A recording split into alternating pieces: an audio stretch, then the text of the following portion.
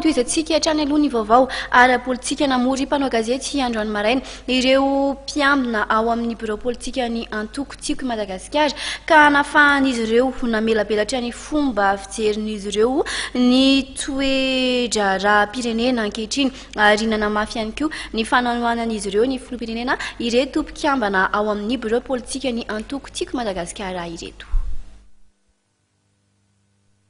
Nanamafy ny fanohanan'izy ireo ny filoham-pirenena era-jaonary-mampianina androany maraina ny antoko Tiako I Madagasikara tamin'ny alalan'ny fanambarana izay nataon'ny birao politikany teny amin'ny Analakely. Nandritra ny fanazavana ireo mpitarika ny antoko dia nanamafy izy ireo fa tokony hijoro ankehitriny ny filoham-pirenena manoloana ny fahantrana mianjady amin'ny vahoaka ary iroso aingana amin'ny fampandrosoana ny firenena. Mahakasika kosa ny fanendrena Praiministra dia manana ny fomba fijery ity antoko ity.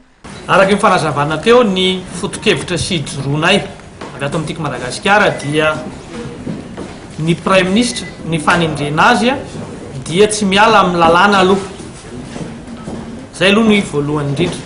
Ny faharoa dia misy ny mpanendry sy misy ny mpanolotra araka ny fantatritsika mikasika ny lalàna zay dia mijanona eo anatrehan'izay zay. Ny fahatelo dia ny hoe ny Praiministra tokony ho voatendry eo dia Praiministra anatanteraka amin'ny programa nasa nandrematoa filoham-pirenena izay nanaovany ny fampelezan-kevitra ka ny fidianany vahoaka malagasy azy. Ka ho anay zany dia satria izahay koa dia tsy nanolotra olona ho Praiministra fa izay ny kritera izay napetrakay ho an'izay olona ho Praiministra izay. Mahakasika ihany koa ny fananganana ny gouvernemanta dia ny gouvernementan'ny firaisam-pirenena tokony ajoro ho ihany ny antoko tim gouvernemanta izay ahitana taratra ny faritra tsirairay.